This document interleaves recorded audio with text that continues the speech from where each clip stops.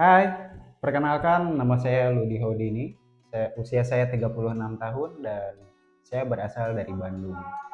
Pekerjaan saya adalah seorang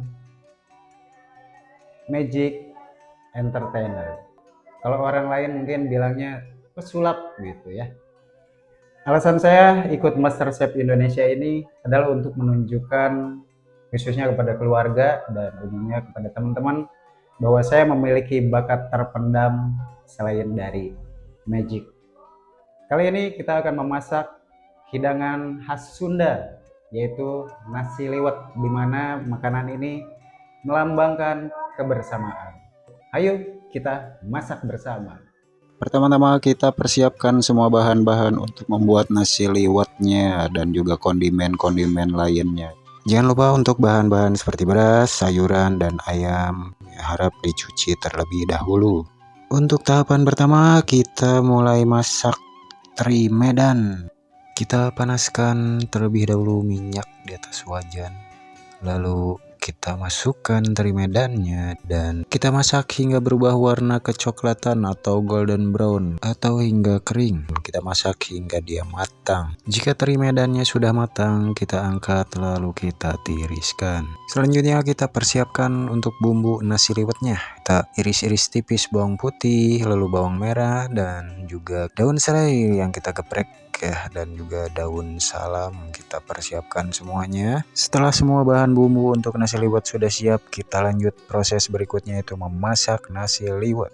Untuk memasak nasi liwetnya pertama-tama kita tumis terlebih dahulu untuk bumbu-bumbu yang sudah kita persiapkan tadi. Kita masak hingga dia harum dan juga berubah warna kecoklatan. Setelah itu kita masukkan beras yang sudah dicuci dan kita tambahkan air, lalu kita tambahkan garam, merica, dan juga gula untuk penyedap rasa. Lalu kita masukkan teri Medan yang sudah kita goreng tadi ya. Lalu kita aduk sampai semua bahan tercampur merata. Lalu kita masak hingga nasi liwetnya matang. Sambil menunggu nasi liwet matang, kita persiapkan ayam bakar kecap. Kita marinasi terlebih dahulu. Gunakan minyak, gula, garam, merica, dan juga kecap. Lalu kita balur dan kita diamkan hingga bumbu meresap. Untuk mendapatkan hasil kematangan yang sempurna, lebih bagus jika ayam ini kita ungkep. Kemudian kita persiapkan juga untuk makanan pendampingnya yaitu tahu tempe goreng. Kita potong-potong tahu dan tempe sesuai selera, lalu kemudian kita marinasi dengan menggunakan garam, merica, dan air. Lalu kita biarkan hingga bumbu meresap. Selanjutnya kita persiapkan untuk sambal dadak. Kita campurkan bahan-bahan cabai merah, cabai rawit, bawang merah, bawang putih, lalu gula merah terasi matang,